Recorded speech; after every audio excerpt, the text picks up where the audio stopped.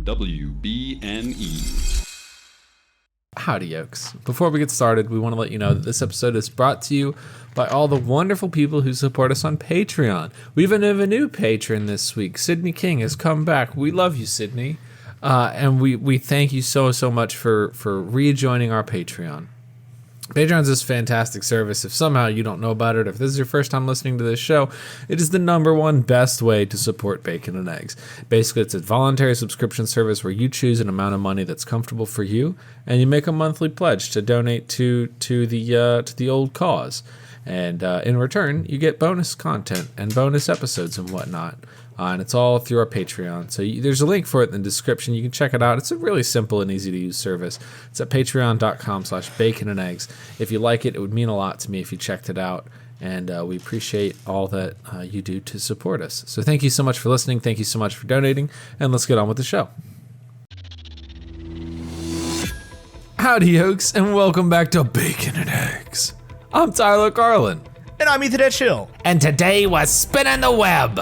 Or maybe we're just wrestling. So fall in love with the girl next door. And save New York. Because today we're bringing you Spider-Man.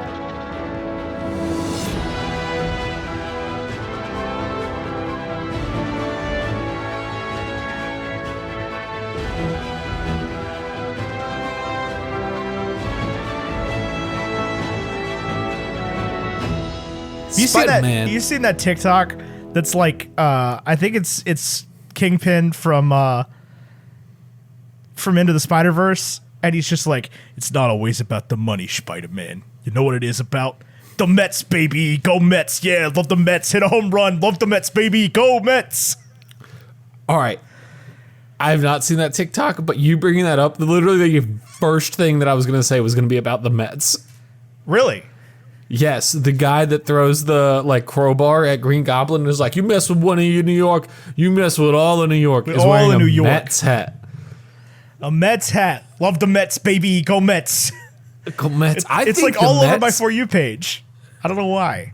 I thought you were going to be like, listen, Spider-Man, it's all about berries and cream. No, it's not. It's an unadulterated ripoff of Wilson Fisk. Not always about the money, Spider-Man. I think the Mets. I want to make a case here. For the Mets? I'm a Nationals guy. I'm a Red Sox guy. I like the idea of the Dodgers, but yeah. the thought of watching a team based out of California stresses me out. Okay. But the Mets, man, did you see the TikTok I sent the other day where Wario was like, if there's one thing I hate, it's Mario, but if there's one thing I love, it's the Mets, baby. And it was like Wario dancing in a Mets hat. It's probably the same guy that made the Wilson Fisk TikTok. I think the Mets are on the up and up. Yeah, a lot of New Yorkers have been trying to convince me of that since I've been alive. I think the Mets might be the team, because it's not the Yankees, right? Like, cheering for the Yankees is like cheering for the Cowboys. It's like, ugh, you know what I mean? Can't be the Yanks. This movie was directed by Sam Raimi, released on May 3rd, 2002, 7,081 days ago. Got a $139 million budget and made $825 million at the box office. Got a 90% critic rating and a 67% audience rating on Rotten Tomatoes and a 73 on Metacritic. And Tyler, I know for damn sure that you do not have a positive review for this movie pulled up, so I'm going to read you a review from Anita Schmaltz of the Detroit Metro Times. And this is just so dated, this review.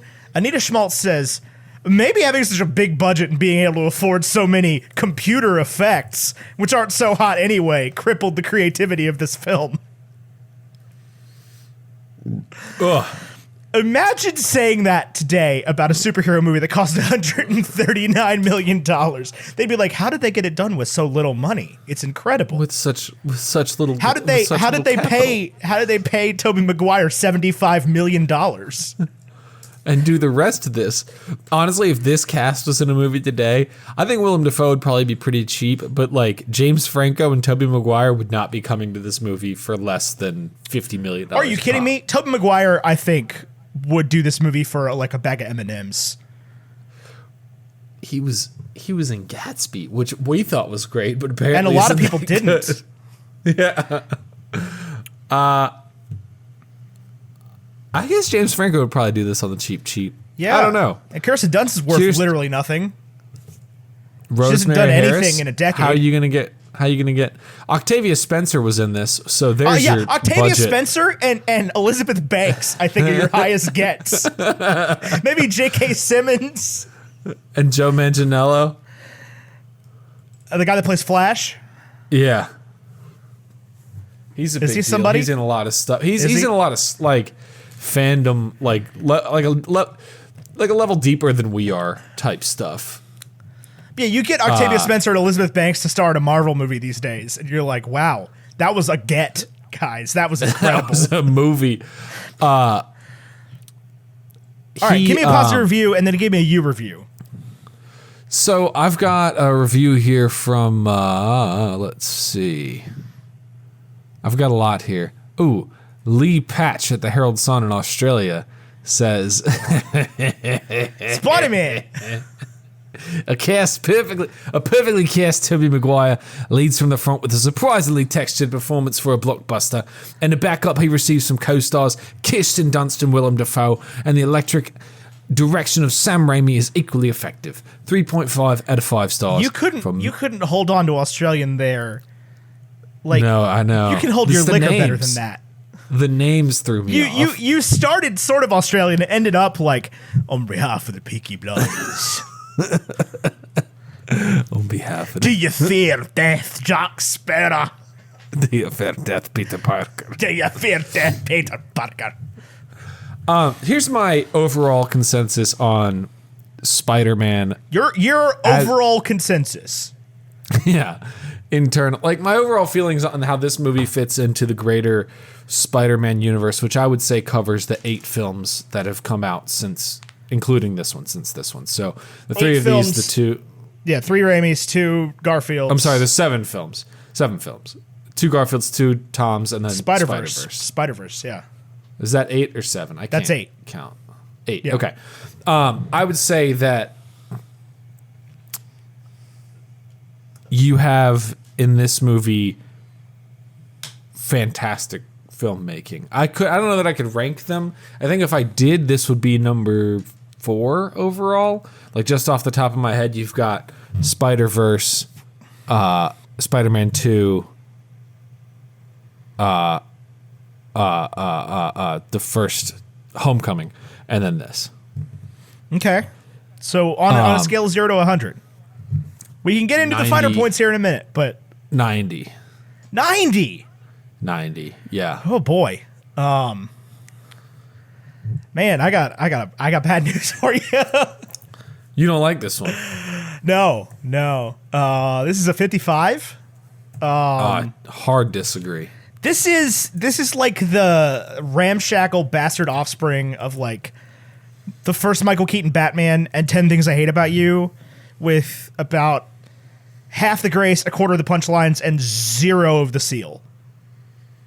I did not enjoy this Seal? movie. Yeah, Seal did the Kiss for a Rose music video for Batman. Yeah. There were also no seals in it, which is like a weird metric to score movies by, but like I think Happy Feet's probably like the best movie ever then. There are seals in that. Could be.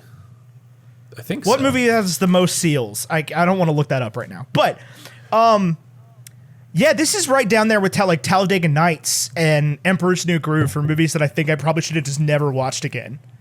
I thoroughly did not enjoy this. For most of it, there's no fun here whatsoever. It is not fun at any part. Disagreed. It's depressing. It's there's like existential dread baked in, and these movies all have this thing that they did where they needed like the Parker family finances to be a problem. It's like they watched Harry Potter and they were like, man, you know what was great about Harry Potter? Ron being poor as I don't think that's what they did, because I don't think, was Sorcerer's Stone even out at this point? Yeah, 2001. Huh. I think I did not realize this growing up, but very clearly their biggest inspiration in this was The Matrix. Okay. Why do you say that? Because I truly have no idea what you're talking about. There is a lot of that very similar who did The Matrix? What was their names? The brothers, but they're not brothers now. But they're The Wachowskis. The Wachowskis, yes. Yeah. Wachowskis did that. They like pioneered a lot of that bullet time film. A lot, like we see it so often now that you don't even think about it. But when you compare 1999 to 2002, which is the time period we're talking about, I mean, those are like, they would have left the theater from The Matrix and be like, I'm inspired, and then made, or Sam Raimi would have, and then would have made this. There's a lot of bullet time. Also, Neo does the like back bend, which is That's an fair. underrated That's moment fair. from The Matrix. He does it twice. No, this movie has its moments for sure. I'll I say am this. less- I'll I say am less You impressed- cannot argue with me. This is the best with the exception of the opening credits, which is like, it is 3 minutes, but it feels like 10 minutes of webs and credits. With the Okay. exception of that, this is the best paced Marvel movie. No, it's a One of the horrible best pace. paced. This is the longest kidding movie me? I've ever seen in my life. Oh my god, it was Legitimately, over, and I was like, that's it? No, it was an hour and 15 minutes in, and I was like, this is the longest movie I've ever seen. Like, it's Really? so, because it doesn't get interesting for 55 minutes. When did Eric Bana come out? Hulk. 2003. Okay. So that movie attempts to do something that fails, that this movie Okay. does extremely well. Which is what? They take the comic book and bring it to the page. And what they did in the I would Eric agree. Bana Hulk is, with the Ang Lee Hulk, is they literally split the screen into panels. And it was too derivative. What they did here was, at every climactic moment, they went to a new issue, which I thought they did extremely well. Like, rather than immediately addressing whatever terrible thing just happened, they would open the next scene with the Green Goblin laughing, or Yeah. something like, which I thought was very well done. I would agree with you there. I think this movie gets a nostalgia bump that no other movie in the world gets. Yes. This is the nostalgic movie from my childhood. This feels like this. We are almost 3 times closer to, or further away from, Iron Man being released than Iron Man was from this. Yes. And that was- doesn't feel That was possible. 6 years. It was 3 years until Batman Begins came out. Yeah. But I didn't see Batman Begins until... No, you didn't, but it was there. Right. You have to, like, at some point you have to stop giving this movie that 20, 30 point bump just because you like Spider-Man. Like, this is not a good movie. This was sad. It was not, I didn't have any fun watching this at all. I had no fun. I was like depressed. I got to watch for, like I said, they needed to make finance as a character for some reason, which I always think is weird. And they continue to do it for the rest of these movies, because there's that awful scene in the second one where they like deny Aunt May for the to like refinance her house, and they're like, but we have my husband's life insurance. And Joel McHale from Community is like, yeah, I don't give a fuck about your life insurance. And then she's like, well, at least we can get the free toaster. And she's like, and he's like, actually, the toaster's for people that have money. Sorry, suck it. And it just the like toaster thing exists to this day with banks, though, that like they'll make some, if you deposit $10,000 into your account on day one, then we'll give you $100 bonus. It's but like I felt awkward and uncomfortable watching those scenes as a child.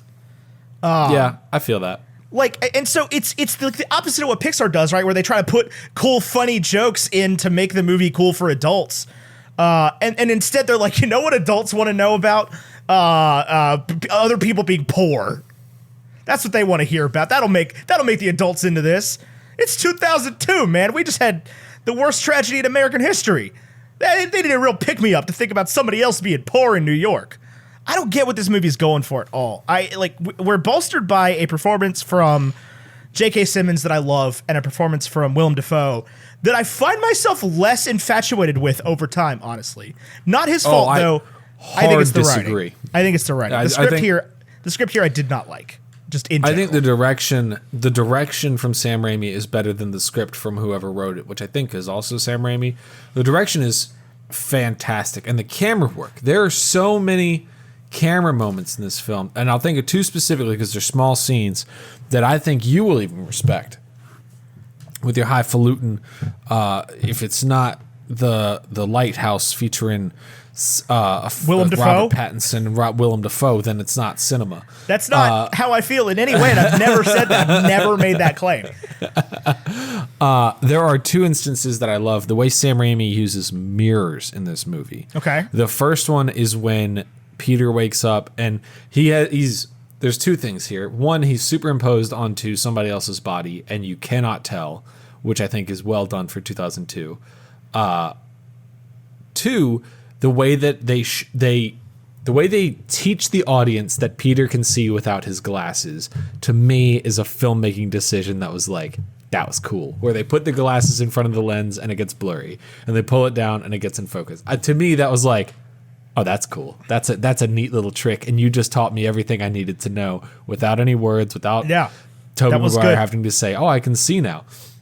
And then the next one that I love is later on in the film when Willem Dafoe is unraveling and he's learning that Norman and the Goblin are not the same person, but they are. And so he's talking to the Goblin in the mirror, but you can still see Norman. Yeah. Like, I think it would have been very easy to make the mirror a screen and have them have a conversation. But the fact that you can still see, the camera is set up behind Norman, and you can still see that he is the one saying everything, but he's also kind of like having that unbelievably well done.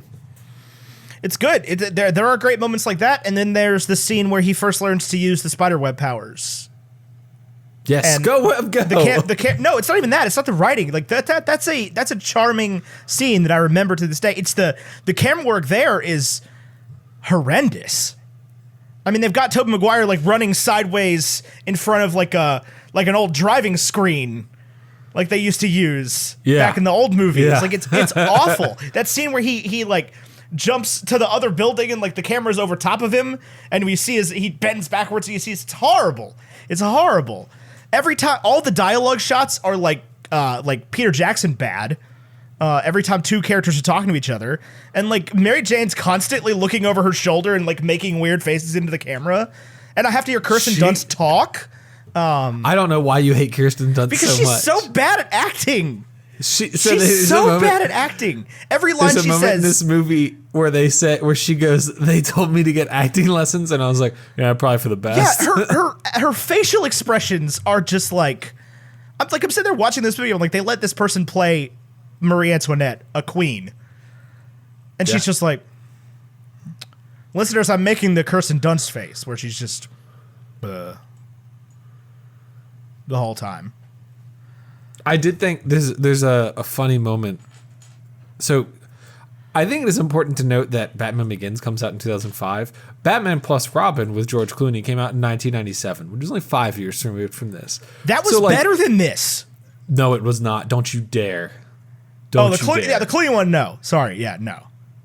No, it's not. The Kilmer one is better than this. People can, for sure. You can have anybody Batman can Forever feel with whatever they want. With Jim Carrey and Tommy Lee Jones. Better.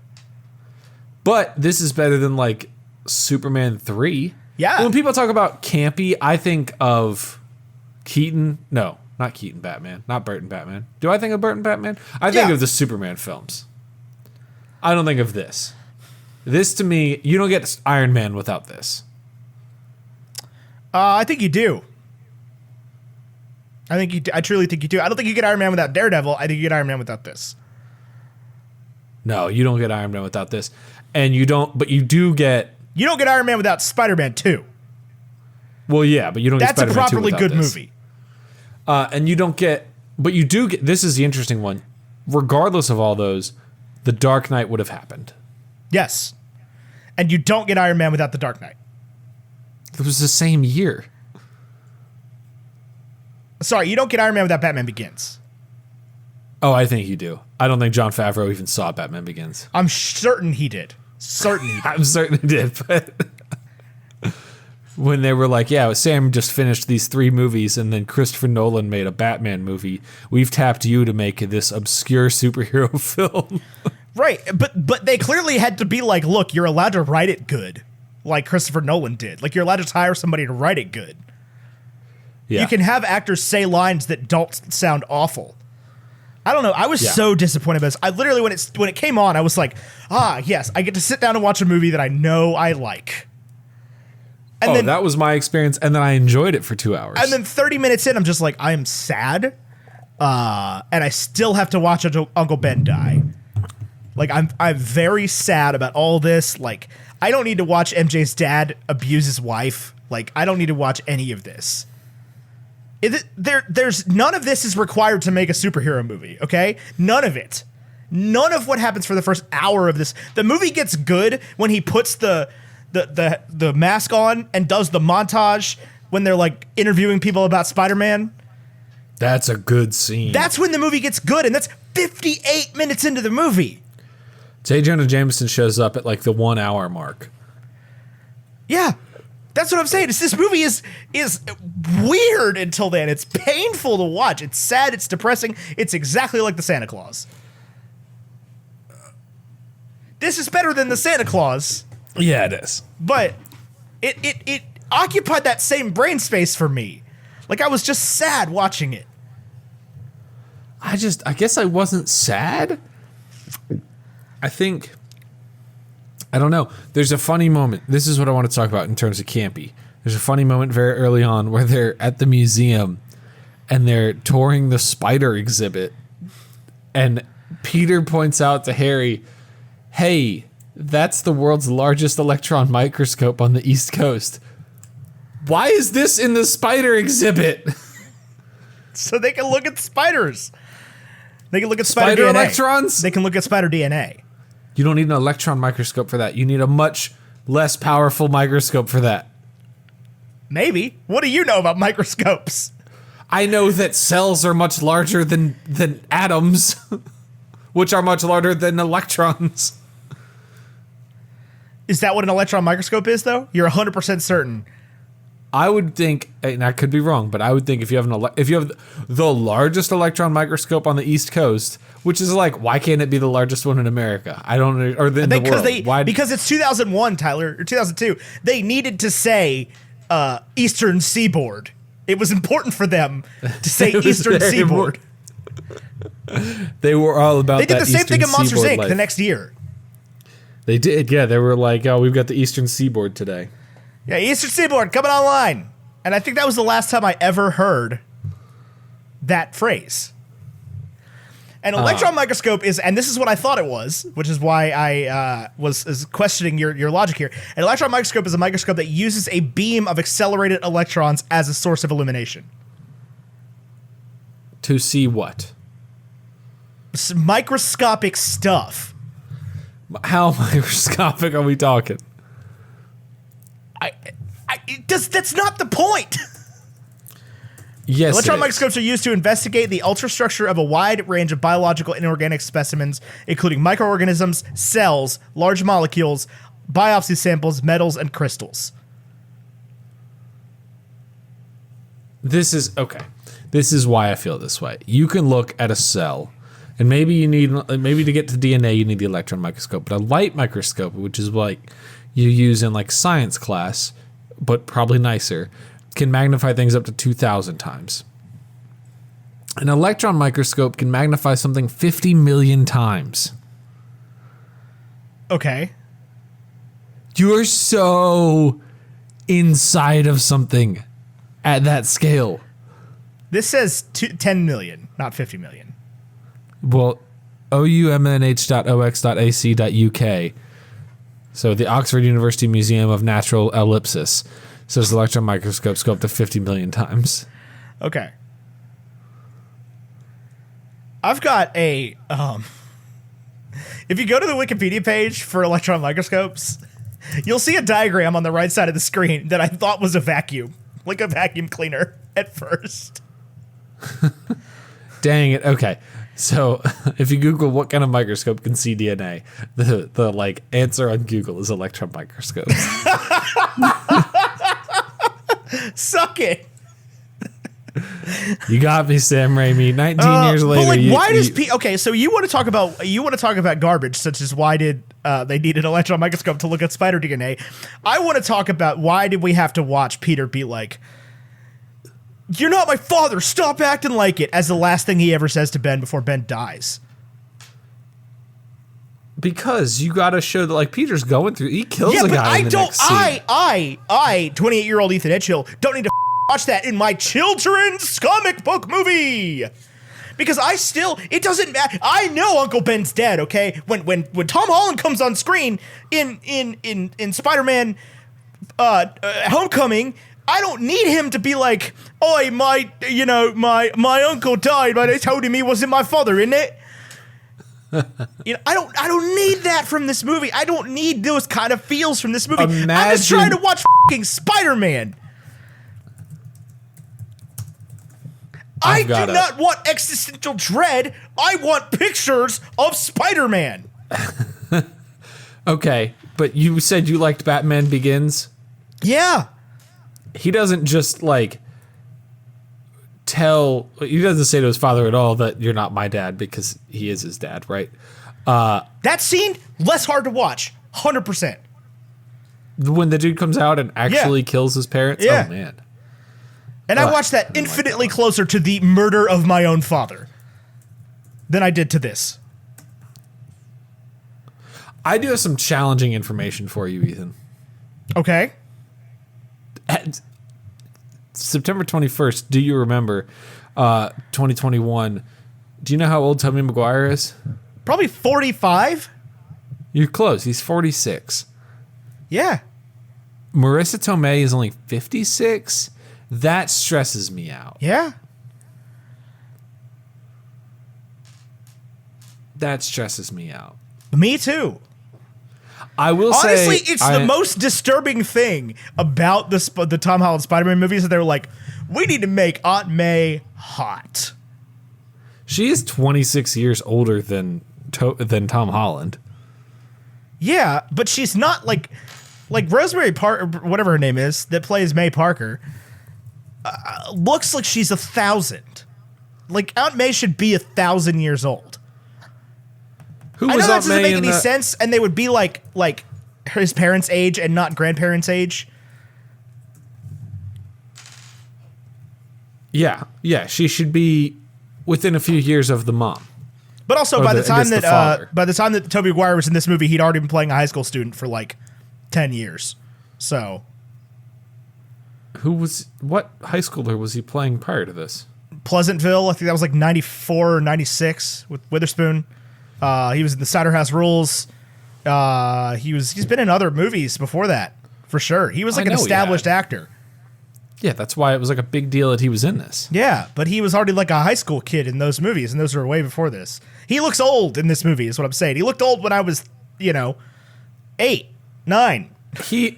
In this, as if this is 19 years ago, and he's 46 now, so he would have been 27 in this. He looks it. He looks every bit of 27. Older than Tom Holland is now. So I want to make this quick blanket statement. I have somehow ended up on school administrative TikTok. That checks out. You have multiple children. I'll tell you this right now. If you work in human resources for an educational system, I don't know how it works exactly. I'll just say it. Do you need a high school English teacher to teach non-AP high school English? I'm your guy. I'm available. But you're not qualified. See, this is why I bring up administrative high school TikTok, in that every video is like, we have thrown qualifications out the window. As long as you have at minimum one felony, we'll hire you. Oh, I will teach the shit out of high school English. Let's go. I have 0 felonies. Bro, I'd be a great high school English teacher. Are you kidding me? I would inspire the shit out of those kids. I can't do the AP thing, but if you want me to get oh my god, I need to be in I would. Goal number 1: get all the kids to stand on their desk and applaud when I get fired at the end of the year. Yes. That's it. Goals ended. SOL, don't need them. SOLs are garbage anyway. I need the kids. When they march me out of there, when they come to get me at the end of the year, and they're like, Mr. Edgehill, you've been terminated. I'm like, yeah, I have. Let's go. And those kids are going to stand up and cheer on top of their tables and be like, oh, Captain, my Captain. And I will cry and then run out of the front of the high school and fist pump in the air like Judd Nelson at the end of the Breakfast Club. I could do that for sure. There's nothing lamer than Judd Nelson at the end of the Breakfast Club. I want you to know that. Yeah, but if you get fired from your job as an English teacher because you inspired the hearts of dozens, you got to do it. All I need is like, would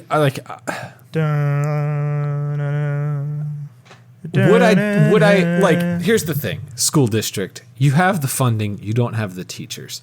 Bring me in to teach some Bring in your boys as a tag team ringer. As like non-credit bearing, like credit bearing, but non like college credit. Whatever. I'll teach a college credit course, but like a class that just any schmuck off the street could teach. And then while I'm there, because you have the funding, because you're not paying anybody, send me to school so that I can teach every course in your school. Now here's the thing. I don't want to teach if you math. Hire me or Spanish, the thing I'm qualified to teach. If you hire me to teach like third grade English, you're going to have a lot of third graders reading The Catcher in the Rye. So just be aware of that going into it. You're going to have a lot of third graders that hate their parents. But you know what? They'll be open. They'll be honest. They'll be the best damn third grade communicators you've ever met. They will talk to their siblings like you wouldn't believe. Like you wouldn't believe. They will tell their brother or sister they love them every single day. Every single day. Every day. They'll never tell you they love you ever again. But they will say it to their siblings. Then you'll be like, well, Mr. Carlin, that's kind of an advanced book for third graders. Is it? Because it's about the same length as the Magic Treehouse. And you know what I mean? Yeah. So like, bring me in. Bring the boys in. So this is. But I'm dead serious. Send me an email. This is the best idea you've ever had. Is the boys teach English? Like we gotta tag team it. Like you take a week, I take a week, back and forth. No, we get way more deep than that. We do the Hank and John thing. We're like, I'm Monday, Wednesday, Friday. You're Tuesday, Thursday, and then we switch. Oh my god. Brotherhood 3.0. Brotherhood 3.0. So this is tangentially related because I'm going to say the term honor student. Okay, but I want to tell you about a car that I saw today. Now, Tyler, tell me, how do you feel about bumper stickers? I don't. I do. Sorry. I don't have bumper stickers. I don't have bumper stickers either. There's two very good reasons for this. One, I do not want anybody to make any kind of value judgment about me based on a small piece of plastic that I keep on my car. I can't be trusted with that responsibility anyway. I used to have a Mitt Romney sticker on my laptop, and clearly my ideas change frequently enough that I do not want to put a sticker on my car. Second of all, I have the worst sticker anxiety ever. Yeah, you have tattoos but no stickers. I have an easier time getting a tattoo on my body than I do putting a sticker on my water bottle, legitimately. That's so wild. I don't know why. I don't understand it. Anyways, I saw a car today that had 6 total bumper stickers on it, okay? And I want to tell you about these 6 bumper stickers. On the driver's side, we had 2. One of which, hang on. One of which was a Trump-Pence 2024 sticker. And the other one was a Punisher logo that's a Confederate flag. Okay? This is a mint green Toyota Prius, by the way, that this is on. Let me be very clear about Frank Castle. Frank would Castle not be a Confederate. Would vote for Bernie Sanders. Would write in. We're not getting political here. I just want you to be aware. Yeah, Bernie Sanders might be too conservative for the Punisher. And on the other side of this were 3 bumper stickers. One of which was a square that said "Young, Scrappy, and Hungry" in the Straight Outta Compton font. Another one said "My other car is a TARDIS," and the third one on this side said "Bigfoot is f***ing your honor student." That's a good one. And in the middle, there was one of those like coexist fish with the legs stickers where the Toyota logo should be. So, and I don't think I've ever wanted to be in a car less in my life. So, yeah, it sounds like there are two people who believe very different things. Very different. You've got an extremely rad person and an extremely should be in jail person co-owning this car. Would you have a bumper sticker? Would you get a tattoo that says my other car is a TARDIS?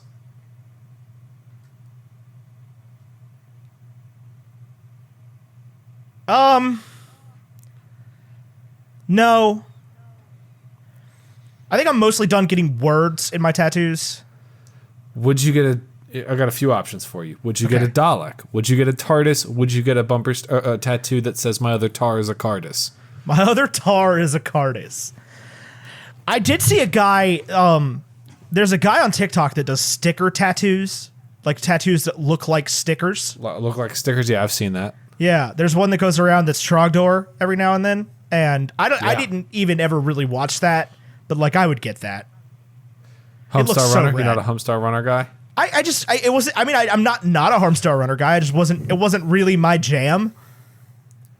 Homestar Runner was something that your older brother showed you and then you ran with. Yeah, and I didn't have an older brother. I just had you guys who never really adequately explained it.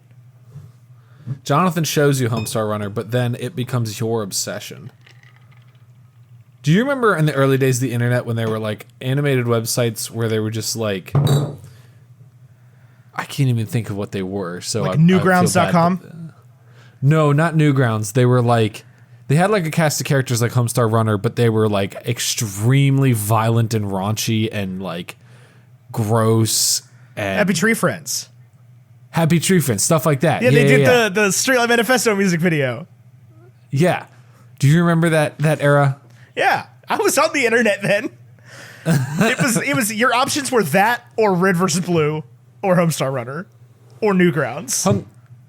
Red vs. Blue was the best. The best. Because it was hilarious, and then it was actually good. Yeah, it was like the end of Red vs. Blue made me cry, legitimately. Did the end of this make you cry? No. The middle did, not the end. Now, Harry Osborn. This movie would refuse to start. It also refused to end. MJ cheats on Harry.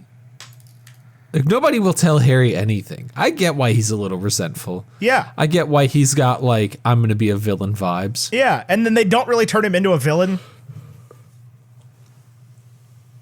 Yeah, they do. Do they? He's the Hobgoblin, right? Did they actually do that? Yeah. I've seen Spider-Man 3 once. You saw it in theaters with me and Molly Raber? Yeah. That's the only time I've seen it. No way. Oh, it's pretty good. No, it's not. I watched it in theaters with you, and I was like, "That was awful." That kid from That 70s Show can't act. Turns out he can actually act. Yeah, but not. You watch like Black Klansman. Topher Grace is fantastic.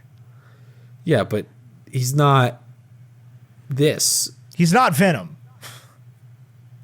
Neither's Tom Hardy. God, people are all excited about that new movie, and I think it's going to get good reviews. The previews, the trailers is what they call them. They look awful. So insanely bad. So bad. It looks like they doubled down on everything I didn't like about the first one. Now, I would absolutely rather see that than Dear Evan Hansen.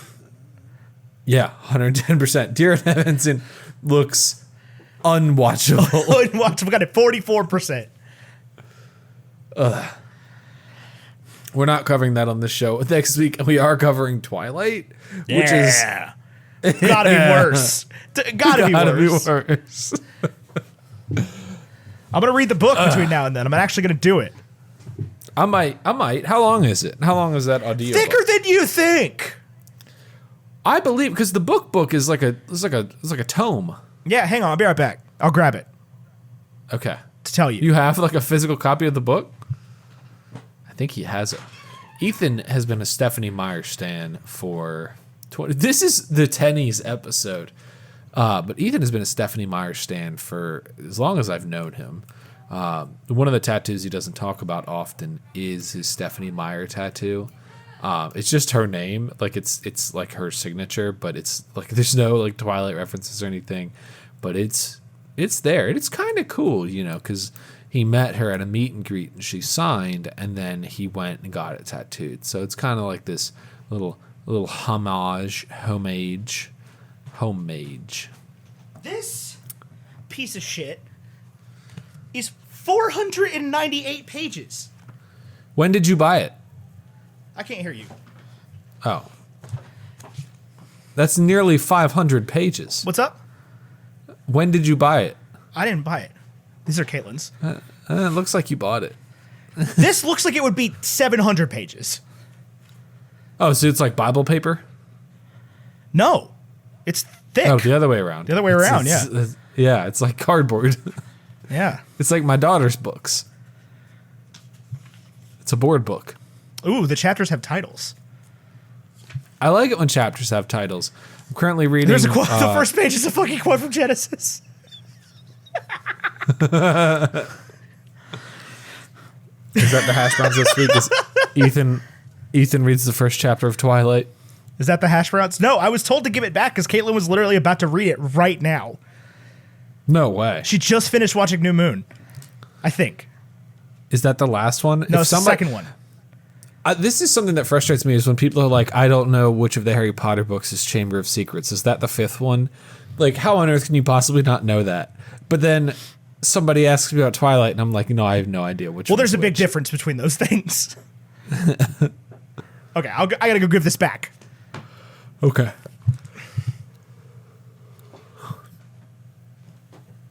Veronica Roth. Can you imagine? Tyler the English teacher.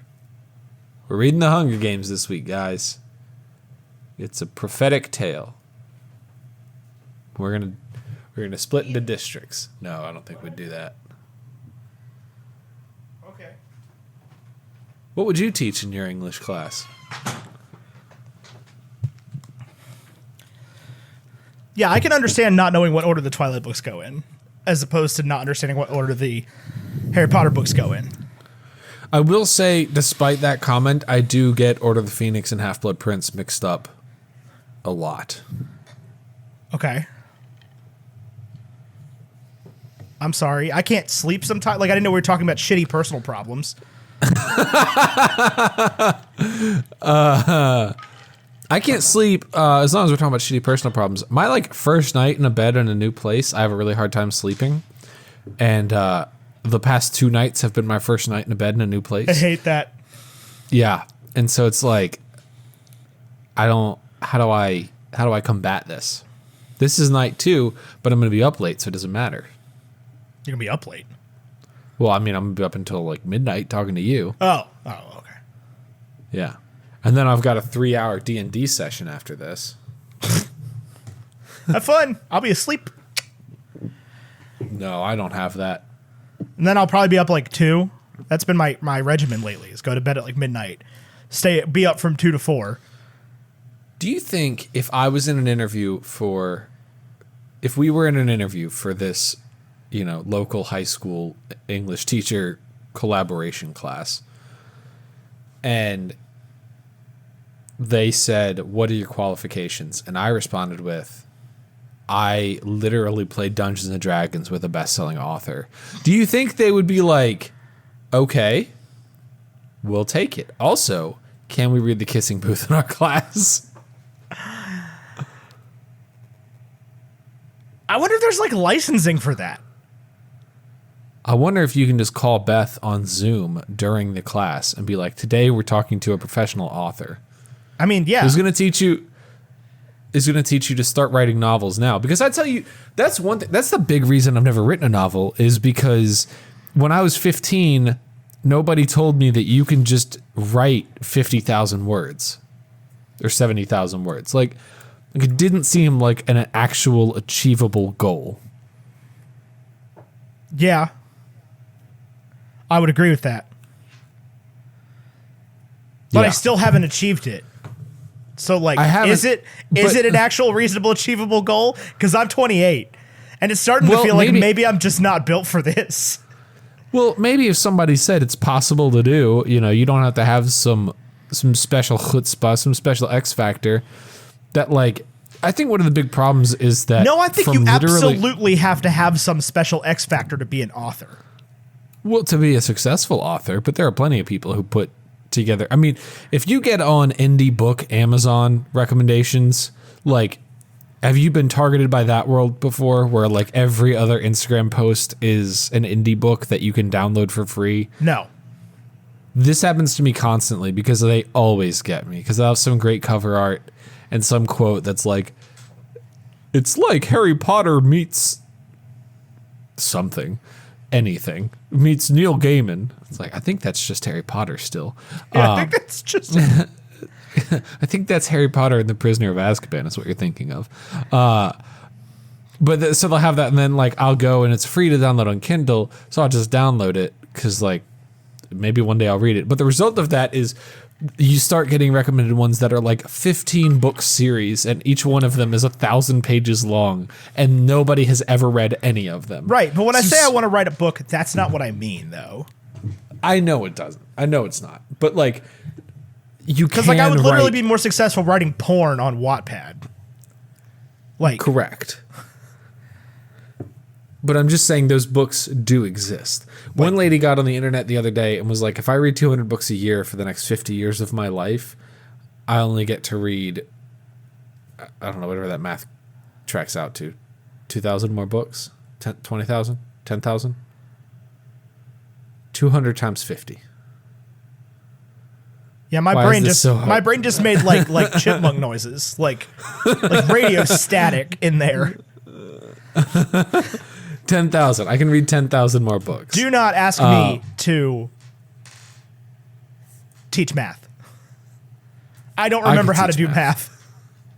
I could teach probably through Algebra 2. No, through Pre-Calc. I think I could do that. I mean, like, I would want to, be able to review the lesson plans before I had to go in and teach it, but I think I could. Yeah, but I could go in tomorrow and teach The Great Gatsby. Yes, I could. But I did also read The Great Gatsby this year. I did not. But I didn't read Common Core Mathematics for Dummies. Right. I don't even know what Common Core is the reason I can't teach math. Common Core just makes things easier. It just but sure, it makes things easier, but I don't know it. Like, I've never used it. It would be approximately like, Ethan, go teach Portuguese. It's easier than Spanish. It's not. Yeah. No, it's A. No, it's not.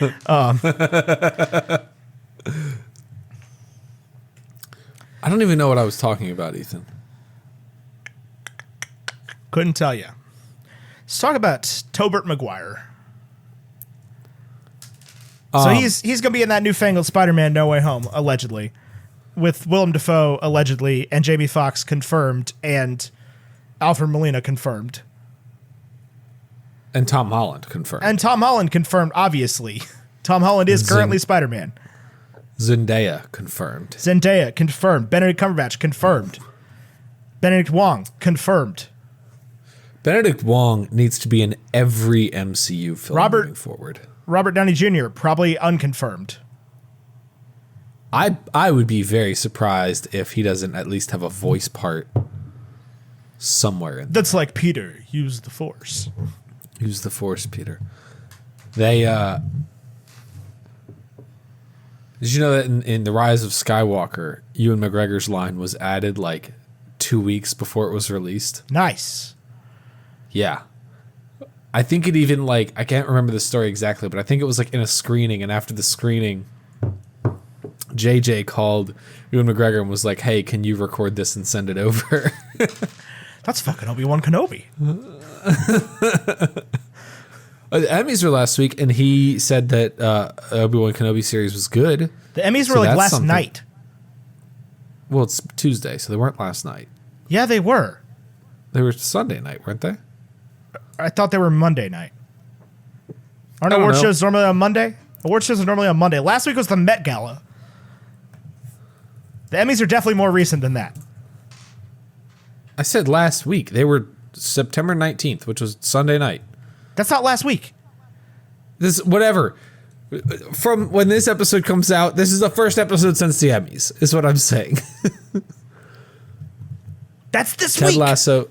Ted Lasso did good, but more specifically, Obi-Wan Kenobi was there. Ewan McGregor comes out and he presented an award, and he said that filming had wrapped on the Obi-Wan Kenobi series and that it was very good.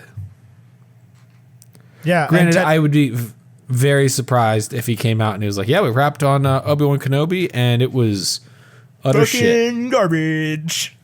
You will Hated not it. like Hated it. So uncivilized. Have you seen the TikTok trend that uses teenagers about My Chemical Romance? Yes. And it's like adults talking about teenagers scaring them. And the scene from Attack of the Clones where Anakin jumps out of the speeder and it freeze frames on Obi-Wan and it's like, teenagers scared the living shit out of me. That is in Revenge of the Sith, but yes. Is it? No, yeah. No shot. It's got to be Attack of the Clones. I haven't seen her in 10 years. She barely recognizes me. Yeah, that's Attack of the Clones. Yeah. But I think I think she's a changeling. Yeah, that's Attack of the Clones. Where is she? Yeah, you're right, because Jango's alive. Duh. Yeah, Attack of the Clones. That's Attack of the Clones for sure. Yeah. That's like the whole Kickstarter event. Oh, that is a weird moment where they have to specify that the bounty hunter is a she. There's also a homophobic quote in Spider-Man 2002, which was the same year. Oh yeah, the thing about is that your husband's outfit? Yeah, okay. Macho Man Randy Savage, may he rest in peace. I'd say, I was thinking about how they did the wrestling thing here, and I think that was a smart move because you've got to do, fight choreography for superheroes. Shang-Chi, I guess, did exist then. Crouching Tiger, Hidden Dragon was around this time. Yeah. But, the thought of doing that for a superhero movie was non-existent. So going to literally the most popular form of fight entertainment there is, and including that in your superhero movie, and getting Macho Man Randy Savage to do it, to me, To play is Bonesaw. Bonesaw is ready. You're not going anywhere. I got you for 3 minutes. 3 minutes. 3 minutes of playtime. And then Yeah, $1,000 for 3 minutes. You pinned him in 2. I give you 100. You're lucky. And then he gets robbed, and then Spider-Man kills that guy. Yeah, because this movie is unnecessarily heavy. Yeah. Uncle Ben dies in the street, and he's like, no, I don't care. And he goes and kills that guy. Imagine if you got to the cave in Iron Man, and Robert Downey Jr. was just like, hey, guy, I'm going to strangle you to death instead of helping you. Letting you help my heart. That dude is an unsung hero of the Marvel Cinematic Universe. Who? Joe Cool? No. What's his name? This guy, the guy that kills Spider-Man's parents, or the guy the Ten Rings guy? No, he's not a Ten Rings guy. The guy in the cell with him that hooks the battery up. Yeah. I don't know his name. I keep wanting to say Ed The guy that kills Uncle Ben is Joe Cool, right? Or is that the guy that kills Batman's parents? I don't know. Who's Joe Cool? He's got to be the guy that kills Batman's parents then. The burglar is the official title for the guy that kills Uncle Ben. I do know in Spider-Man 3, they retcon this story, which I'm not crazy about. They were like, oh yeah, the Sandman was there too. The Sandman. And he's kind of got a reasonable backstory. Oh no. He's not the burglar. He's the burglar. Yeah. Capital T, capital B. Yeah. Okay. I thought he for sure was parents. Joe Chill. Joe Chill is who kills Batman's parents. Yeah. Joe Cool is one of Snoopy's alter egos. Like Snoopy from the Peanuts. Chill. Joe Chill. Yeah, Snoopy apparently has an alter ego where he wears cool sunglasses and has a sweater that says Joe Cool on it. I did not know that. There is canon to the Snoopy universe that like there's so much lore entrenched in there that I just have no. Yeah, it's almost like they've been putting attachment to Peanuts whatsoever. comics out like every day, forever. Forever. Yeah. Like since the dawn of time. Yeah. I truly think since the dawn of time. I'm pretty sure time So I was started at, around 1995. Yeah, cool. I don't care what you're talking about. I have something to tell you. I went to the coffee shop where I do some of my reading today, and they sell Yeah. assorted comic books there. Yep. And there was an issue of, I don't know, issue whatever, this month's issue of the new Teen Titans, which was literally titled, "It Finally Happens, Starfire Kills a Guy." Like, that was the name of the book. I want to see it. Who's Starfire kill?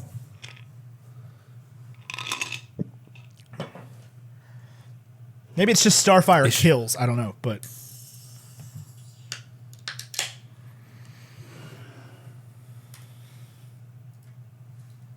Yeah, it finally happened. Starfire kills.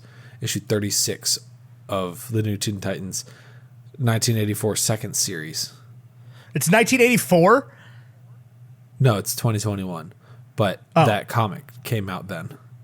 Ah. But yeah, I was just like standing there next to the comic rack, and I was like, what does this say?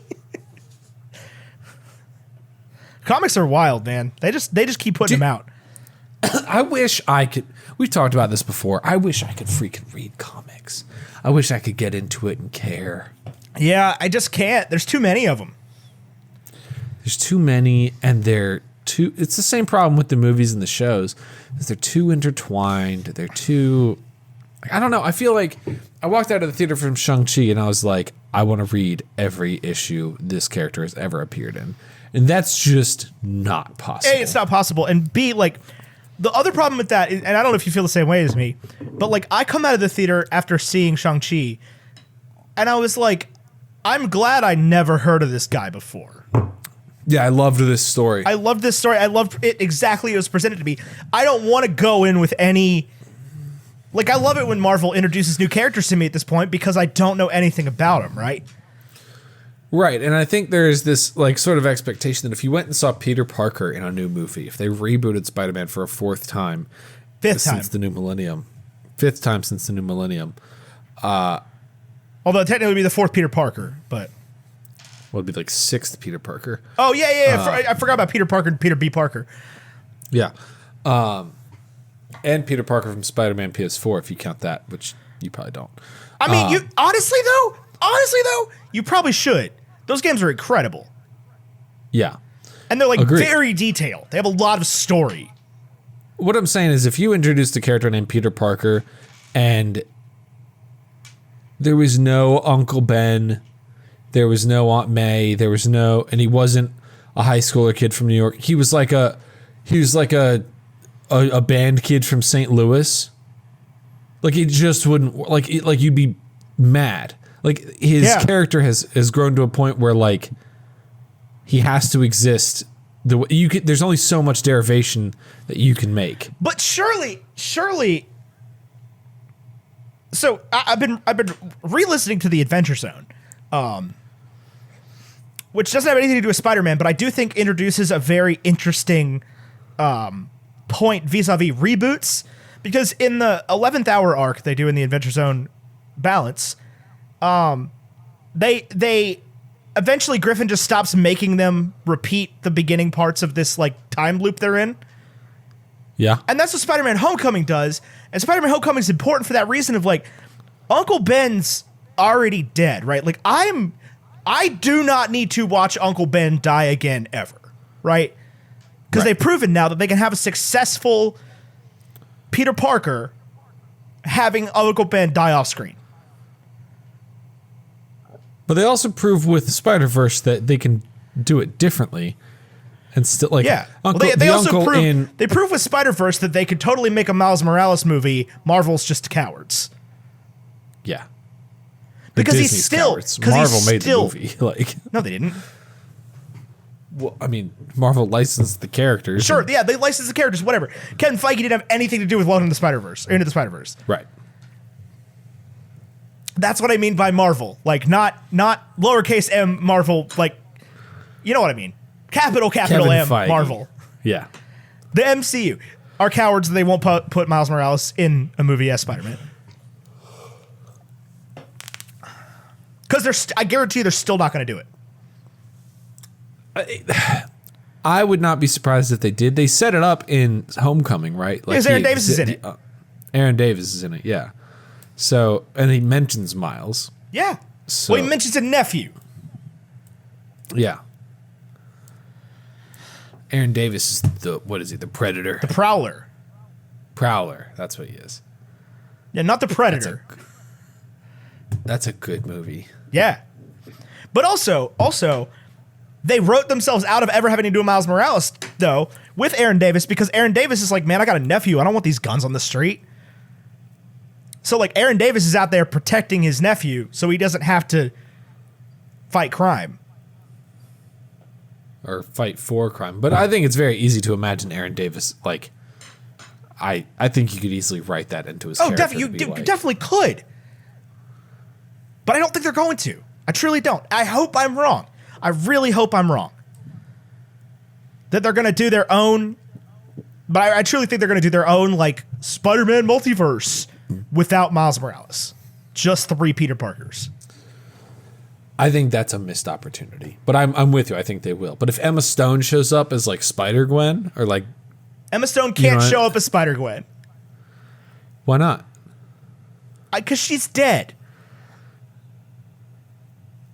Because, yes. That Gwen Stacy doesn't become Spider-Gwen. Because she died. Well, it's not even that. Spider-Gwen doesn't have a Peter. Peter dies. That's the story in Spider-Verse, is that Peter dies instead of Uncle Ben. Yeah. She has to just take over the Spider mantle. Yeah. I love Spider-Man as a character. Like, don't get me wrong, this movie, and I think I'm rating it harshly just because I am, like, mad at my childhood for betraying me. I love the character of Spider-Man immensely. I don't care who plays him. I don't care what Spider-Man he is. I love Spider-Man. Spider-Man is a quintessential comic book hero. Stan Lee on it was before Tom ever took the stand, but he talked about, like, the reason Andrew and Toby both did such a good job is he was like, yeah, it's an easy to play character. He's extremely relatable. Yeah. It's just a guy that gets bitten by a spider, and one of those spiders men gets actual spider web powers, and the other ones don't. I don't know how they do it in the comics, and I think it's varied from comic to comic. I know as a kid I was like, obviously he should have natural web shooters. And Jonathan always made the argument that, like, if he has to build the web shooters, then they can fail. And if they can fail, then it's like a stupid weakness. It's a weakness I don't want to care about. I just want the suit to work. But the web powers fail him even when they're natural. Not in this one. No, but in Tobey Maguire Spider-Man movies, they do fail him. Yeah, they do. Yeah. But watching it this time around, I was like, that's kind of gross. That's kind of yucky. Yeah. It's kind of... Yeah. You just got this little white spot on your arm, you teenage boy. Yeah, you don't need to follow that rabbit. Yeah. You're nasty. You're nasty.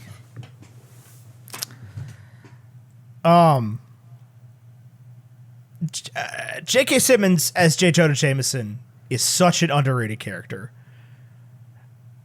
Correct. Like, he's so good at that really, role. no.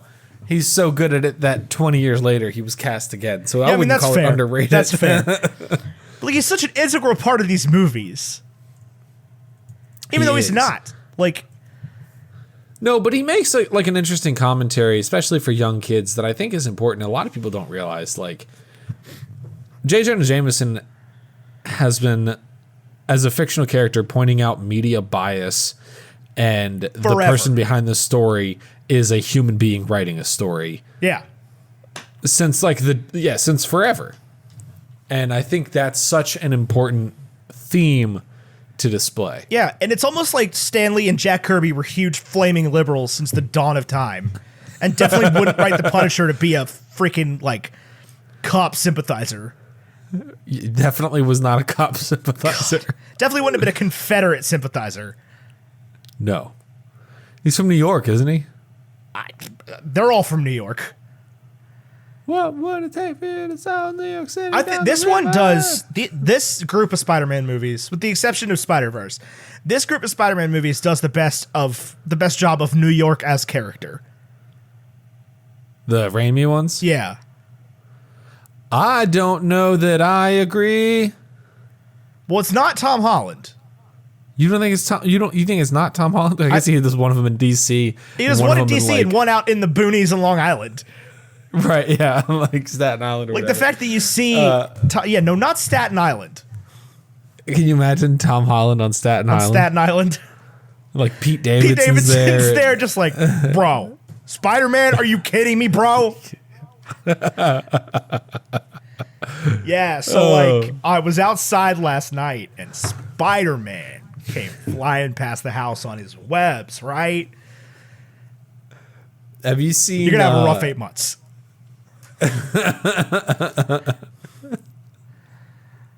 Shit's really good. Bro, I love you, right? Shit's catchy. Shit is very catchy. You're gonna have a rough 8 months. Have you seen the last weekend update where Colin Jost and Pete are talking about their like how Staten Island hates Pete Davidson and loves Colin Jost? Yeah. What is Staten Island? It's an island. Is it real? Yeah. I've been there. It's beautiful. Have I been there? I don't think so. My dad thought it was a quintessential part of my learning New York experience to take the ferry. So you can ferry from this island to Manhattan? Correct. Like the north side of Manhattan? Because on the south side, you'd be going to Hoboken. I think it's... Hang on. Let me get a map here. That'd be a long ferry. Where? To like Hoboken?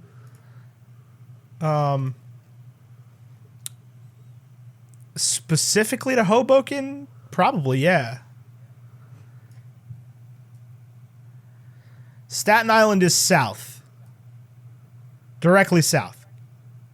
Okay, yeah, because that's the part of Manhattan that you visit. Directly south of like directly south of Jersey City and Bayonne. It's not a very long ferry to Hoboken. It's a very long ferry to Staten Island. Yeah, from Hoboken to New York. To Manhattan.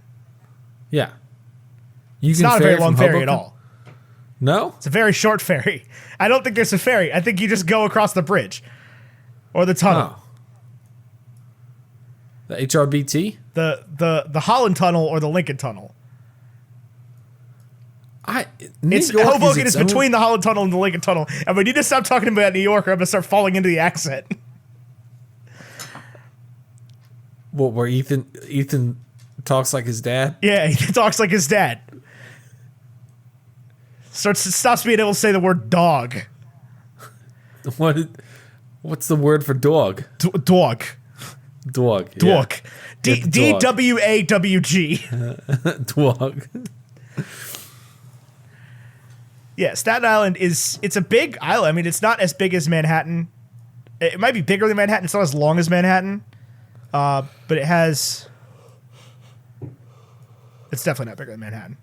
But it has... No, it is bigger than Manhattan. It has, like, a third of the people. But it's a cool ferry ride. You gotta pass the Statue of Liberty. It's a great view of the Statue of Liberty. You've been to the Statue? I have been to the Statue. I haven't been in the Statue. I went to the Statue in, like, 2003, when you definitely couldn't go in the Statue. When you were not allowed inside the Statue. Can you go... I never been in the Statue. I never been in the Washington Monument. There's a Mandela I have effect. been. I was inside of one of the World Trade Centers, like that year. I don't know if I've been inside. I've been inside the Empire State Building. I've been to the top inside the of Empire that. State Building. I've been inside 30 Rock. I have not been inside of One Freedom Plaza or whatever the new one is. The people who listen to this show from New York are like, "Wow, cool! You've been a tourist. That's good for you, buddy." Yeah. Good for. Have you been to the Good Soup place? Have you? Because that's a touristy thing too. What, okay. the soup Nazi place from Seinfeld? I have. Yeah, I have that's indeed. I have indeed been there.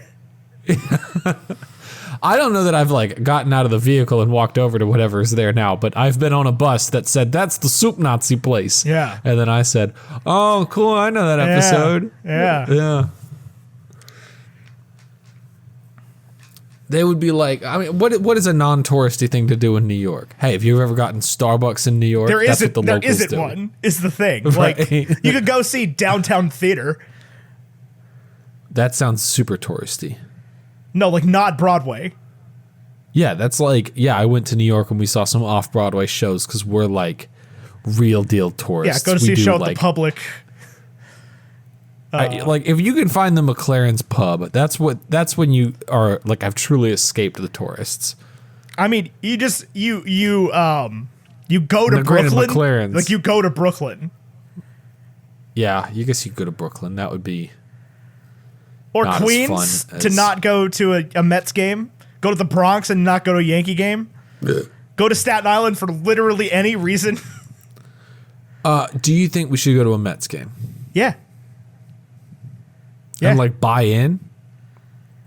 I've always thought about there's some part of my brain that is destined to end up a Mets fan.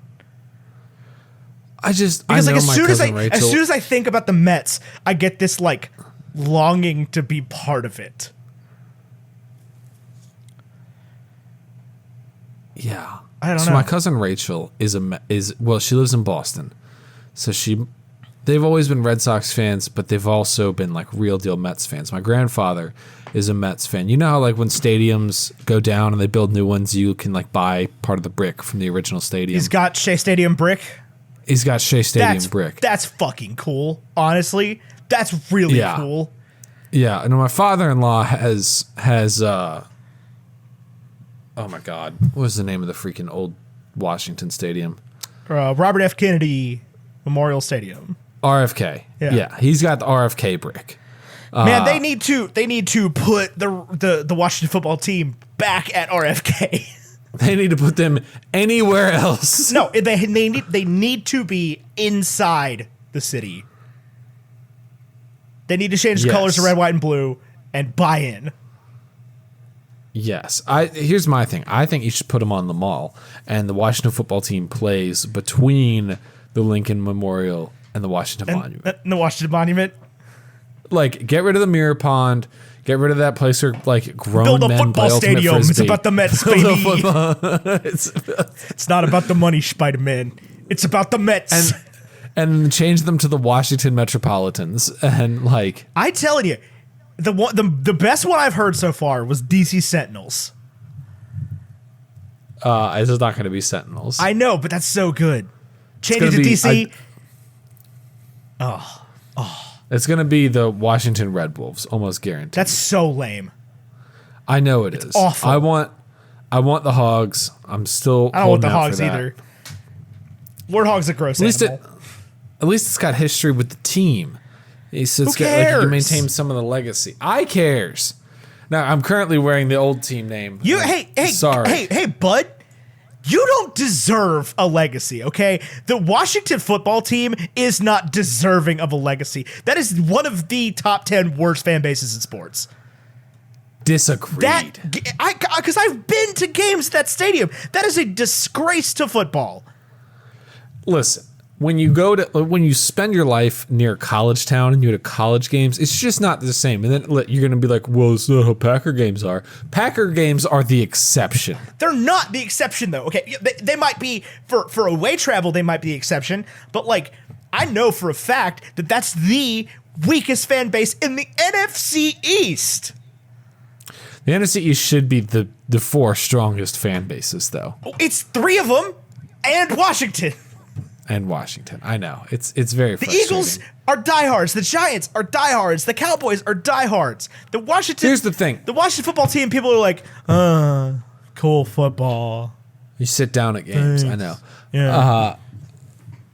Here's the thing: is like the Giants have won Super Bowls in my lifetime. The Eagles have won Super Bowls in my lifetime. The Cowboys are the Cowboys, and the Washington football team should be one of those three things. They should be the Cowboys. Honestly, it should be. Like, you are as diehard for the Washington football team as you are for the Cowboys.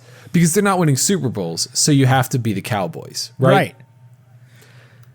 Like, they should be the Red Sox of football. But then the Red Sox go and win the series in 2004, and now they've had a good run ever since then. Yeah. So it's like... But they're not any of those things, and they get embarrassed by, like, the Cleveland fan base. And Cleveland's terrible. Cleveland's the Mets. No, the Mets win. No. The Mets win the series, don't they? No, absolutely not. They don't? The Mets when are was the last trash. time the Mets won? Probably 1969. No way. The Miracle Mets, I guarantee you. The Mets are the new Cubs. Oh, they won in 86. Sorry. 86 and 69. They have two ever? That's so I'm embarrassing. pretty sure 86, the Mets and the Bears won, and that was the last time either of those teams won the Super Bowl, I'm pretty sure.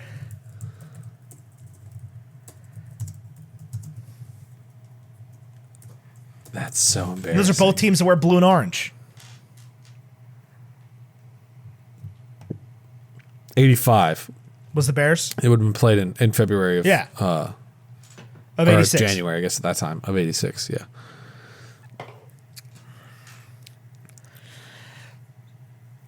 It's all about the Mets, baby. I know my cousin Rachel's listening, and she's like, she's gonna tell me no, double down on the Sox, or yes, invest in the Mets. Nah, or, the Sox are boring though. The Sox are so boring. The Sox don't have the curse anymore. I know it's been 17 years. They stopped being fun. And, well, they've won a bunch of Super Bowls series in between now and then, but right, at they've least won like like three or four. yeah. Yeah, I mean, that was a team. That was a scrappy baseball team. It was the same when the Cubs won in 16. Man, that was a great moment for sports.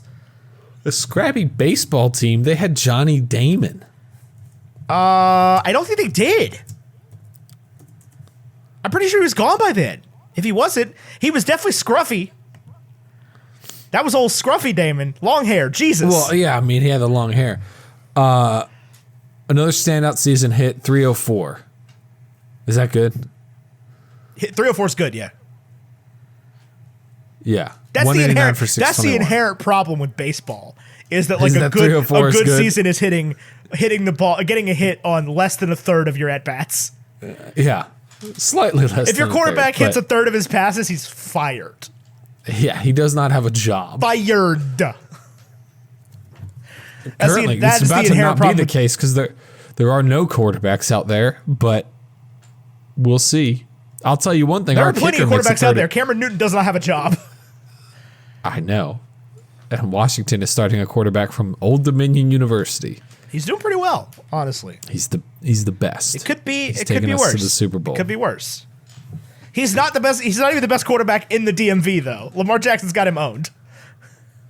So does Logan Thomas. And Logan Thomas, he's not Logan the best Thomas quarterback is on a the tight end. He's exactly where he needs to be.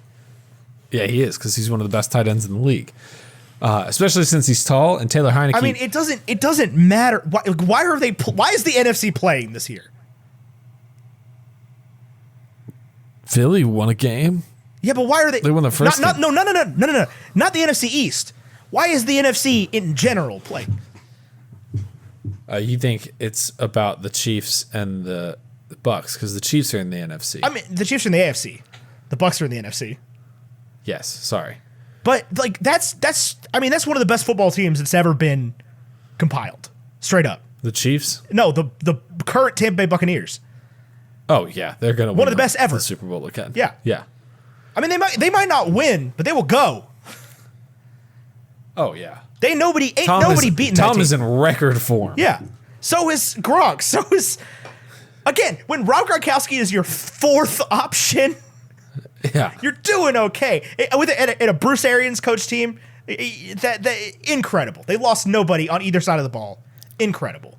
Lamar Jackson showing. I'll tell you one thing. So you're talking about the Baltimore Ravens. You know how easy it would be to buy into the Ravens or the Panthers and be like, that's my team because they're relatively local. Yeah. But do you know how hard it is to buy into the Ravens? No. Here's my thing. There's some part of me that has always loved the Baltimore Ravens. there's some part of me that, like, earlier in this show we talked about teaching English class. Yeah. There's only one NFL team named after a poem. Yeah. And it's the Baltimore Ravens. The Baltimore Ravens. The Baltimore Ravens. Baltimore Ravens. You got to delete all of the consonants out of that word. Baltimore. But I just can't Baltimore do it, Ravens. man. They got hate Lamar the Baltimore Jackson. They got Le'Veon Bell. Lamar Jackson. I remember, and I will hold this over Chris Millihan. I remember when Lamar Jackson was at Louisville, and I was like, that guy's gonna be something in the league. And Chris, everybody else I talked to was like, nah, he's gonna fail. He's gonna suck. And I was like, he's not. He's not gonna suck. I think I said to you on this show that Lamar Jackson was the real deal when he was at Louisville. No and shot. You were like, no. He wasn't. We didn't start this show at that point. Did we not? I think we did. This is his third year in the league, right? We certainly weren't talking about NFL football at that point. I remember talking about Lamar Jackson. We had a script still. And there was a LSU running back who's still in the league, Derrick Henry. Yeah. And I said, he's the real deal. And He's somebody, not. I think you were like, no, he's not. Yes, he is. Derrick Henry is absolutely not the real deal. Are you kidding me? I don't even think he starts anymore. Yes, he does. This season, he has 240 yards and 3 touchdowns. There's been 2 games. Okay, fair. I thought he wasn't even starting. Where is he? Tennessee. Still? Dang. Well, that's Yep. why. Nobody's the real deal in Tennessee. Who's their quarterback? Tannehill still? I don't know who playing quarterback in Tennessee. You're in Tennessee right now. I know. Aaron Murray? No. Joe Milton? Not Cam Newton. It should be Cam Newton. Cam Newton fit to become the new Colin Kaepernick for no reason. Sorry, I'm looking at college. Because I don't know. Oh, who like the these University guys of are. Tennessee? It's not Trevor Lawrence. I know that much. No. It is Tannehill. And Logan Woodside. Whatever happened to Marcus Mariota? What happened to Tyrod Taylor? Where's he playing? He's starting in Texas for Houston. Is he at Houston? What happened to Deshaun No, Watson? Not in Houston. Tyrod Taylor's starting. He's having a good season. I thought he was starting in Tennessee. No. Tyrod Taylor plays for the Houston Texans. Oh, dang. What happened to Deshaun Watson? Tyrod Taylor's on the IR. Oh, well, so is Ryan Fitzpatrick. So Texans Fitzpatrick. rookie quarterback Davis Mills will start Thursday night against the Carolina Panthers in place of an injured Tyrod Taylor. Davis Mills, rookie QB Davis Mills. Who? Where is Davis time, where is baby. Deshaun Watson? What happened to Deshaun Watson? I haven't watched a single minute of professional football this year, I'll be honest with you. Have you really not? No, not a second. Oh my God. I've been watching every minute I can get. I've been watching. Yeah, I just can't find it in me to care this year. Oh, this is the first year. We went over and watched the college game at Chris's house, and I was like, oh, no, this is bad. No, that was way Give more me the interesting. next- I don't know. I just don't have it. The pandemic, man, killed my interest in the NFL. Not playing fantasy football, really, I guess, maybe not interested. Maybe it was mom died. I don't know. Not playing fantasy is what has me more interested. Like, now I can actually follow a team. I instead of, haven't- like, Yeah, I mean, I don't know. well, we should watch some NFL There was a football Packer game on together. Sunday. I was at a winery for it, but I also don't have cable. You have YouTube TV, don't you? Nope. Got rid of it. Wow. Let's wrap. Yo, yo, yo. My name's Ethan Edgehill. I don't like pro football anymore, I guess. Yo. But you like the Mets, baby. I like the Mets, baby. It's all about the Mets. No, I've just been having a hard time caring about sports recently. Just in general.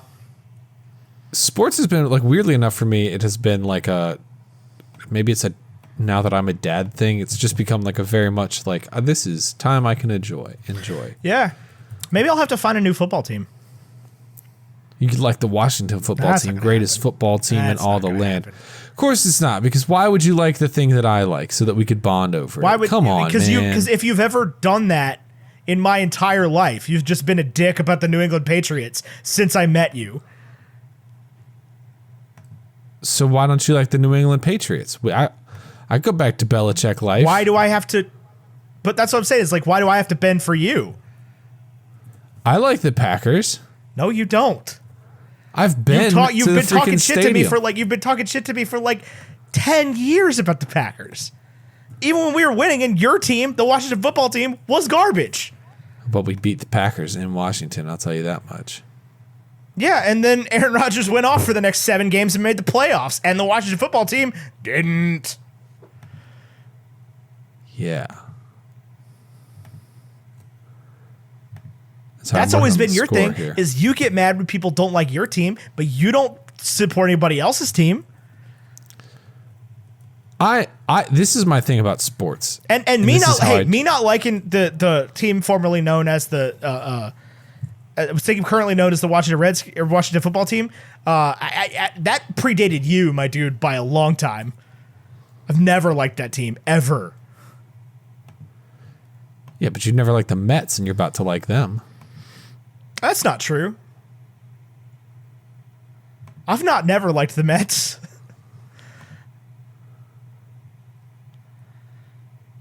I didn't like them as much as I like the Yankees, but I grew up we grew up in prime Yankees time. I hate the Yankees.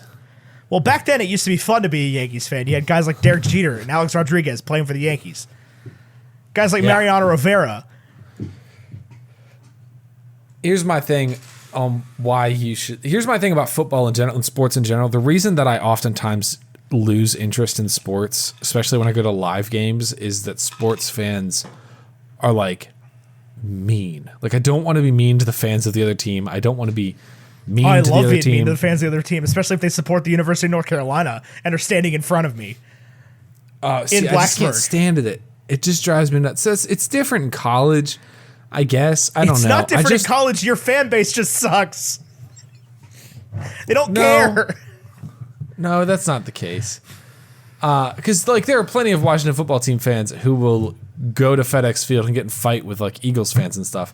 I'm not talking about getting in fights. I'm talking about good-natured, competitive ribbing.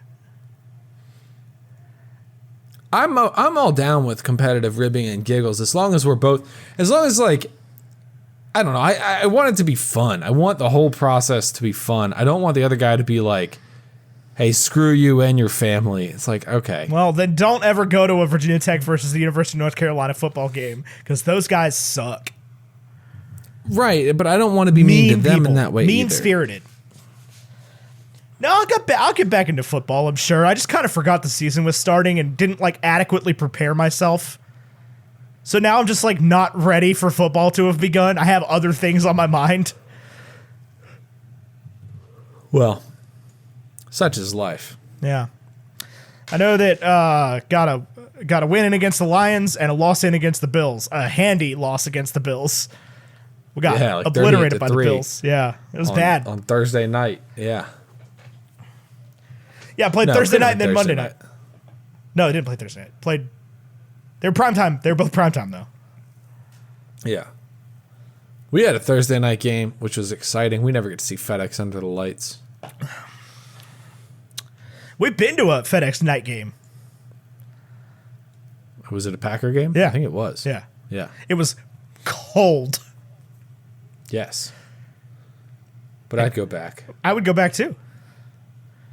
I like stadiums. Yeah, I like the I enjoy atmosphere. Professional sports stadiums. I like them all though. It's not just stadiums though. Like I like arenas. I like I'll go to this is why I like football, is that every week every team plays not necessarily a good game, but like every team goes out and attempts to play a good game. When I went and saw John Wall play for the Washington Wizards, I don't even remember who they played. They played the Atlanta Hawks. Were you there? Yeah. We Then went I've over been to DC multiple Podfest. Wizards games. Okay, well, you and I saw John Wall and Bradley Beal play against Dwight Howard and Dennis Schroeder on the Hawks. But like neither team showed up at all. It was just bad basketball, you know? Yeah, because most Like, they basketball didn't- teams are bad. Right. They didn't want to, like John Wall's the real deal, but he didn't want to win. That's why I think college He's not even basketball is there the only anymore. time where I know. Who is there? Who's their guy now? It was Westbrook. I think he's gone again, though. I don't know. I'll tell you, I've been to several college basketball games. That's a different. Those dudes play That's the only time where I say college is better. Yeah. Oh, baseball as well, for sure. Oh, because yeah, in The baseball. College World Series is incredible. The Little League World Series is incredible. Yeah. Anyway, let's wrap. We can talk about football in the post show. We could talk Sounds about the good to Mets me. in the post show. The Mets. I've got. Also, you if have you're an going to try to audience sell score? me on why I should be a Jets fan as well, save your story, please. It is not going to happen. That's bad football. I would never be a New York Jets fan. I respect myself too much. I could do it. I could do the Jets before I did the The Giants? Giants. Oh, I would be a Giants fan before a Jets fan for sure. That being said, the Jets do have a better fan base and like a better thing. Well, let's talk about football in the post show, okay? Because I want to talk about Pat McAfee getting closure. In Indianapolis. I sent you a TikTok that you clearly didn't want. Yeah, you did. No, I did. Okay, Yeah. okay. Cool. This has been an episode. Oh, no. Hold on. We got to do the thing. I know. I've asked you 3 times if you get the listener score. Oh, did you? I didn't hear you. Yeah. We've been talking. I do not have a listener score yet. I will get it real quick. Well, to recap while you're working on it, I gave it a 90. You gave it a 55. 55. Rotten Tomatoes critics gave it a 90. Metacritic a 73, and the Rotten Tomatoes audience a 67. Is that right? Yes. Yes, it is. On Rotten Tomatoes, just to give you an idea of the films that are similar to this, you might also like The Day After Tomorrow, Pirates of the Caribbean, Curse of the Black Pearl, The Chronicles of Narnia, The Lion, the Witch, and the Wardrobe, There's Something About Mary, and Ocean's 13. Walking out of this movie, I was not for a moment like, you know what I need? A love triangle between Brett Favre, Cameron Diaz, and Ben Stiller. Wait, is that who's in there? Something about Mary is Brett Favre? He shows up. It's probably considered a cameo, but yeah, he's in it. I don't think I've ever seen that movie. It comes up a few times in the movie where she's talking about her ex and she brings up Brett, and then you And then meet it's him at the end of the movie and it's Brett Brett Favre. Next week on Bacon and Eggs, Twilight. we're covering Twilight with But- Kayla Kaczynska.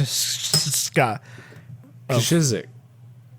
Kazishka. That's your domain there, brother.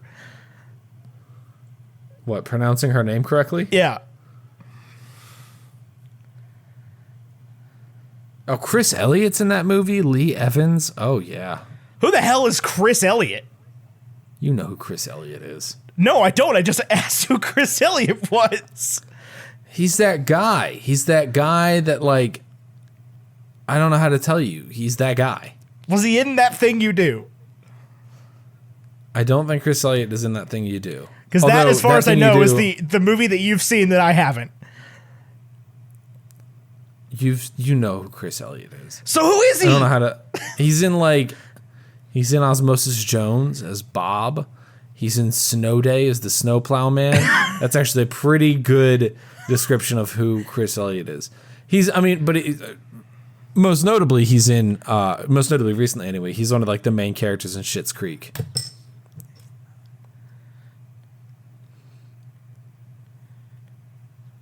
He's in Groundhog Day as Larry.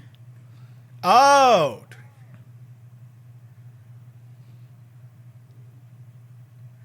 Okay, I know who Chris Elliott is then.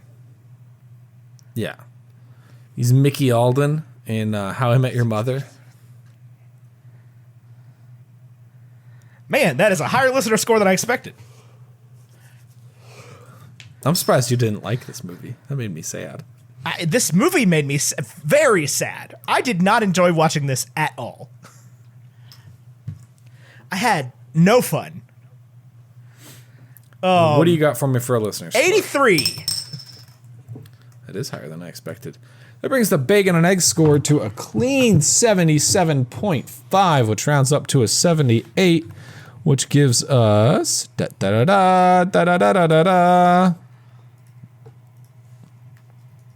78 is going to be, there are 3 movies that hit a 78, but they are all 78 point something, not 77 rounded up. And those 3 movies are The Princess Diaries, The Chronicles of Narnia, The Lion, the Witch, and the Wardrobe, which just came up, and High School Musical 2. This does edge out The Great Gatsby and Willow and High School Musical 1. I still need to watch Willow. It's extremely good. Anyway, this has been an episode of Bacon and Eggs. Bacon and Eggs is a production of the WB&E Podcast Network. For more shows like this one you're listening to right now, and like Curly Critics, a show where 2 lovely people with curly hair talk about pop culture and review it in actual reviews that probably mean something, unlike we do, where we talk about the NFL football and people's bumper stickers. The Mets, baby! The Mets, baby! It's not all about the money, Spider-Man. It's all about Curly Critics. It's all about Curly Critics. Hey, hit a home run, Curly Critics, baby. Let's go. There's a preview for Curly Critics right here. Hi, I'm Curly, and she's Critic, and we're the... No, wait. Our introduction goes like this. I'm Carrie. And I'm Jade. And we're the Curly Critics, and we review pop culture every week. Check us out as we review New Girl, the Narnia movies, and coming very soon, Harry Potter. New episodes out every Monday, wherever you get your podcasts or on WBNE.org. And don't forget, beavers aren't real. I also just want to highlight all of the shows on WB&E are very good. We used to have a list where we were able to rotate through them to make sure that we hit everybody all the time, and we just don't do that anymore. So go listen to all of the shows. Please do. They're all better than this one, including the other one I'm on, to which I put in much more effort. Thanks. I appreciate that. Well, you had another podcast too that you put in no effort on, and by no effort I mean you stopped doing it. I mean, I did put in more effort to that one than I do this one because I had to edit that one, and yes. I don't have to edit this one. Well, all I'm saying is Late to the Party takes me 8 times as long to edit as Bacon and Eggs does. You need to start putting that level of editing into Bacon and Eggs and writing music for the show, and that would be wild. Every time we say, "Hey, Mets, baby," there's a little organ that plays. If you could here's the thing: if you could give me 8 weeks of lead time, then maybe. Then baby, it's the Mets. When do the Mets play again? Probably right now or next year. Probably, yeah. They are currently playing top of the 9th, losing to the Red Sox 3-6. Did they make the playoffs? Is it playoffs time? It's got to be. It's September 21st. They're 3rd in the NL East, so would no. that make them playoffs? That would not make them playoffs. Baseball playoffs are brutal to try to get into. They start on October 5th. October 5th. The Mets, baby. Let's watch the Mets. That's what the Hash Browns is. We're covering the 9th inning of the Mets game. Live and in person.